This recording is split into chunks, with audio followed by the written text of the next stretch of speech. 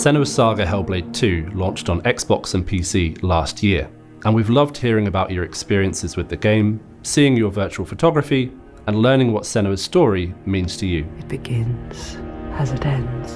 Work here at the studio has continued as we've been pushing the limits of the game's visual performance, finding new ways for you to experience Senua's journey, and optimizing Hellblade 2 for PlayStation 5 and PlayStation 5 Pro for a cross-platform release and update this August.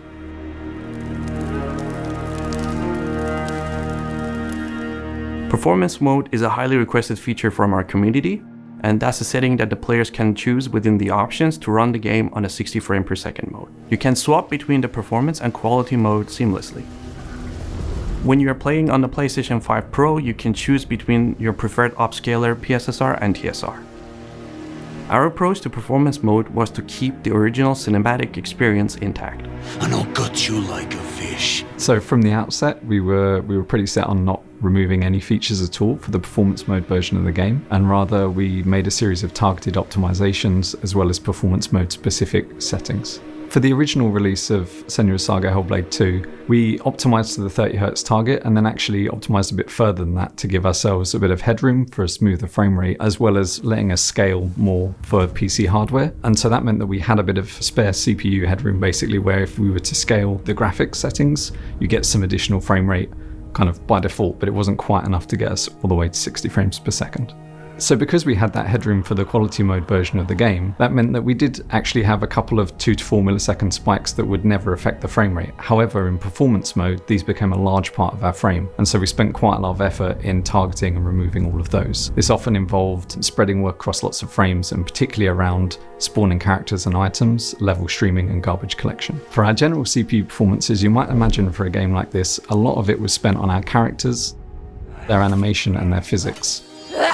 We got back most of our performance by making targeted improvements to animation, as well as making our anim blueprints performance mode aware so that we could branch certain functionality and make appropriate reductions where necessary. If you would just listen to me, Senua. We also implemented an animation frame budget allocator, which meant that we could set fixed budgets, which is very important for 60Hz games, to ensure a consistent frame time. And then anything beyond that budget would just push to later frames. We also set this up with a priority system on characters so that this would not affect primary characters within a scene. Also, as our animation blueprints were performance mode aware, we were able to scale the physics on the characters for performance mode only. Reaching our goals on GPU was a combination of lower resolution, scalability settings, and performance mode specific settings for lighting and shadows to reduce their cost. We also made improvements to post-processing and VFX. In addition to this, we made our Niagara systems performance mode aware, which meant that we could branch their functionality as well. There's a lot more to it and a lot of finer details to keeping the performance smooth and consistent at 60 frames per second, but that's the broad overview of what it took to get the game running at 60 on Xbox Series X, PlayStation 5 and PlayStation 5 Pro.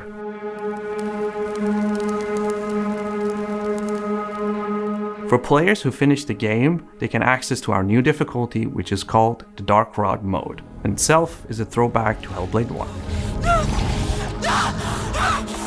In this mode, the combat is more challenging, and with each death, the rod grows on Senua. Die too many times and your progress will be lost. There's also a new achievement if you beat the game in this mode.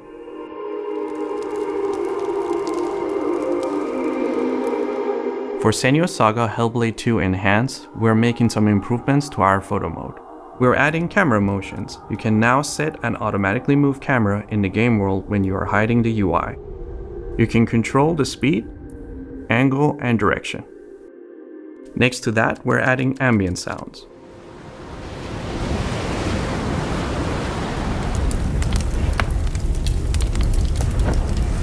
And lastly, we're adding custom music. Tracks that were curated specifically for the photo mode.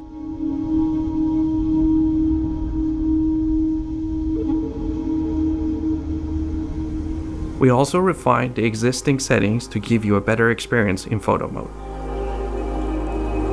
We can't wait to see what you will create with these tools at your disposal.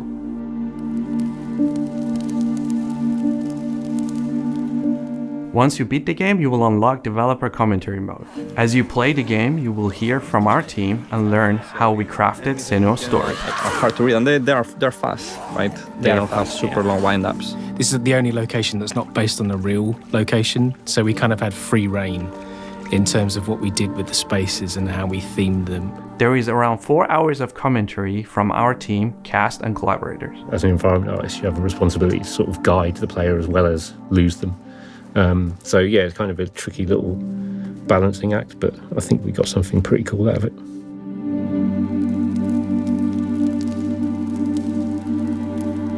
For players on PC, we've worked to give you a little something extra if you have higher end hardware.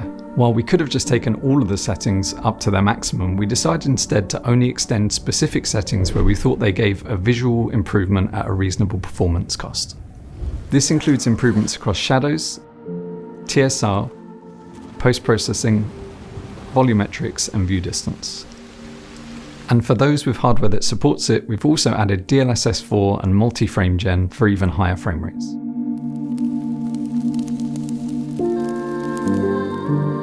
While we were making performance improvements, we also wanted to revisit Steam Deck verification.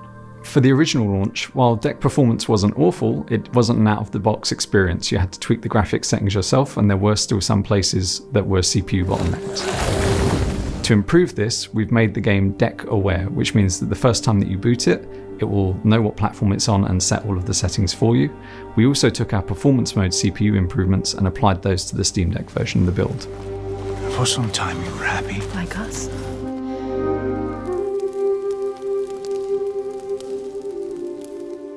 Hellblade: Senua's Sacrifice shipped on PlayStation in 2017, so we're really excited to bring Senua back to PlayStation so players can continue her journey in Senua's Saga: Hellblade 2. When porting a game between similar form factor and performance hardware, it's more about porting the technology than the game specifically.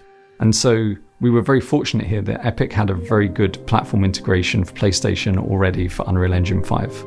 Once the build was running, we were able to then have our tools team hook up all of our CIN infrastructure so that we would get nightly builds as well as being able to onboard the content team. They're testing you. They are laughing at you. We also have a system internally called Self-Play, which is able to play the game from start to end, as well as attaching profiling tools to this while it does it. This meant that very early on we were able to get the game verified as playing start to end and get a good overview of where our current performance was at. This was a great position for us to start on the platform. In terms of hardware capability, performance for quality mode was pretty straightforward. The game already scaled between Series S and Series X, as well as beyond in both directions for PC hardware. So for PlayStation, this meant finding out where on that spectrum the hardware sits and tweaking our scalability and resolution settings accordingly. All of the features of Hellblade 2 are present and accounted for on PlayStation hardware, and we've also added support for adaptive triggers, haptics, and Dolby Atmos. The version of the engine that we shipped on was not PlayStation 5 Pro aware. This meant we had to port features from later versions of the engine, but it did allow us to enable features like PlayStation Spectral Super Resolution and variable rate shading. Ultimately, the porting of Hellblade 2 to PlayStation 5 went very smoothly. This meant that we could spend more of our time working on the new content as well as performance mode. What were they looking for? Our partners at Qloaked helped bring an enhanced version of Hellblade 1 to PC and Xbox in 2021, so we were excited to work with them again to optimize Hellblade 1 for PlayStation 5. This includes features such as 4K resolution, up to 120 frames per second, and ray tracing. Don't kill me. I'm not one of them. Senua's Saga Hellblade 2 Enhanced arrives August 12th on PlayStation 5, Xbox Series X and S, Xbox PC, Steam, and Game Pass. Pre-order on PlayStation to receive the Senua Saga Hellblade 2 original soundtrack at launch. As well as the standard edition of the game, we're also offering a deluxe edition, which includes the original Hellblade Senua's Sacrifice optimized for PS5 for the first time, and the soundtrack as an added bonus. Say it. You are ready. Tell them. For players on Xbox, PC, and Game Pass, Hellblade 2 Enhanced will be available at the same time as a free update. So wherever you play, there will be something new for you to explore this August.